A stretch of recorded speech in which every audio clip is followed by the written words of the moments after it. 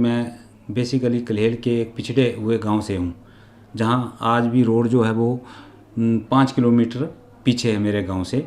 तो वहां बड़ी उस टाइम की बड़ी क्रिटिकल मतलब परिस्थितियाँ थी। मेरी शिक्षा जो है वो पैतृक अपने गांव में हुई 5वीं तक। उसके पश्चात मैं जो है वो 8वीं की शिक्षा ग्रहण करने के लिए अपने ताया के पास कल्हेर चला गया। तब कल्हेर जो है वो 8वीं तक का स्कूल हुआ करता था। शिक्षा की बड़ी दिक्कत थी इधर उधर से शिक्षा ग्रहण करने, ना तो आर्थिक स्थिति स्ट्रांग थी हमारी कि हम बाहर जाकर के शिक्षा ग्रहण करें। इसलिए 10वीं की परीक्षा पास करने के लिए मेरे को मंजीर जाना पड़ा। तो ऐसी विकट परिस्थितियों में धीरे धीरे सांप की तरह रेंगते हुए हमने मैट्रिक की परीक्षा भी पास कर ली, कहीं चंबा से +2 भी कर ली। और उसके पश्चात जब मैं BA फर्स्ट ईयर में पढ़ रहा था तो मेरी सिलेक्शन हो गई JVT में। बड़े संकट आर्थिक कठिनाइयों के साथ मैंने 2 साल जो JVT की ट्रेनिंग की चुवाड़ी में।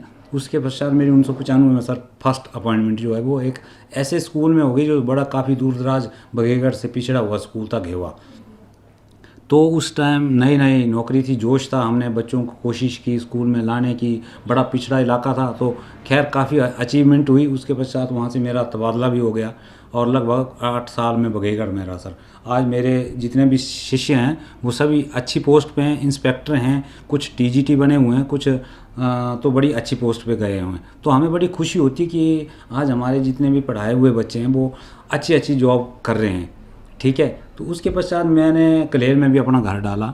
मैंने बच्चों को यही मोटिवेट किया कि आपको शिक्षा ग्रहण करने के लिए मैंने खुद जो है वो काफ़ी कठिनाई महसूस की थी, क्योंकि ना तो हमारे पास कोई आर्थिक ऐसी वो चीज़ थी। तो आज भी मैंने बच्चों को, अभी भी मेरे गांव में से बच्चे हैं जो मेरे घर में रह करके भी +2 कर गए, वहाँ से निःशुल्क खाना पीना फ्री। किसी को अगर 10वीं में मैंने फीस नहीं होती है, किसी को किताब की प्रॉब्लम होती है या किसी को पहले वर्दी की होती थी, तो उसमें हमने उन पुअर स्टूडेंट की पूरी हेल्प की। और आज जो है वो बच्चे कुछ एक जो हैं वो तो नौकरी पे भी लग गए हैं, छोटी मोटी नौकरी कर रहे हैं। तो हमें बड़ी खुशी होती है कि हमने जिनकी हेल्प की है वो आज अच्छी पोस्ट पे रहें।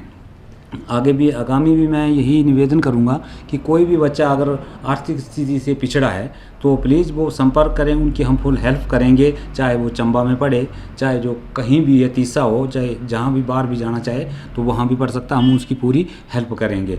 तो इस तरह हमारा एक जीवन जो है बड़ा संघर्षपूर्ण रहा है। तो आज भी मैं यही निवेदन करता हूं अपने पिछड़े इलाके के क्षेत्रों की कि बच्चों की पढ़ाई की ओर पेरेंट्स जो ज़्यादा ध्यान दें। कोविड-19 में तो थोड़ा सा चलो खैर ये बात अलग है कि ये परिस्थितियां तो पूरे ऑल ओवर वर्ल्ड में हैं, फिर भी मेरा बच्चों से भी और उनके अभिभावकों से भी कि अपने बच्चे को ज़रूर पढ़ाएं, चाहे परिस्थितियां कैसी भी हो, किसी भी के साथ संपर्क करके कैसे भी हो, बच्चों को अवश्य पढ़ाएं।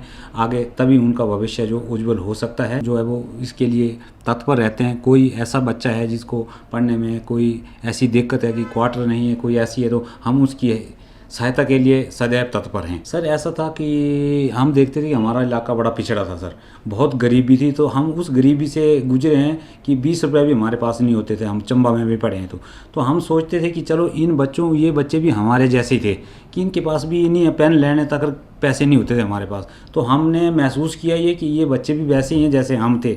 तो हम थोड़ी आर्थिक स्थिति अगर हमारी स्ट्रॉन्ग हो गई तो हमने ये सोच लिया कि चलो इन बच्चों की हेल्प की जाए, चाहे वो किसी तरह से भी है, चाहे फीस से है, चाहे पेन देने से है, चाहे उसको मोटिवेशन से है, चाहे उनके पेरेंट्स की है। तो हमने उनकी हेल्प की सर। हमने ऐसे बच्चों की सहायता की है जिनकी जनसंख्या जो लगभग 100 के करीब है। 100 ऐसे बच्चे हैं जिनकी हमने कहीं ना कहीं पे सहायता जो है वो की हुई है, चाहे वो आर्थिक स्थिति में हो, चाहे फीस से संबंधित हो, चाहे बुक्स से संबंधित हो, चाहे और भी कई तरह की रहने की समस्या हो, उनको हमने जो है वो उनकी समस्या को हल किया। और मैं आगे भी आशा करूंगा कि अगर किसी को इस तरह की समस्याएं हैं तो ज़रूर हमारे साथ कांटेक्ट करें, हम उनकी समस्या को हल करेंगे।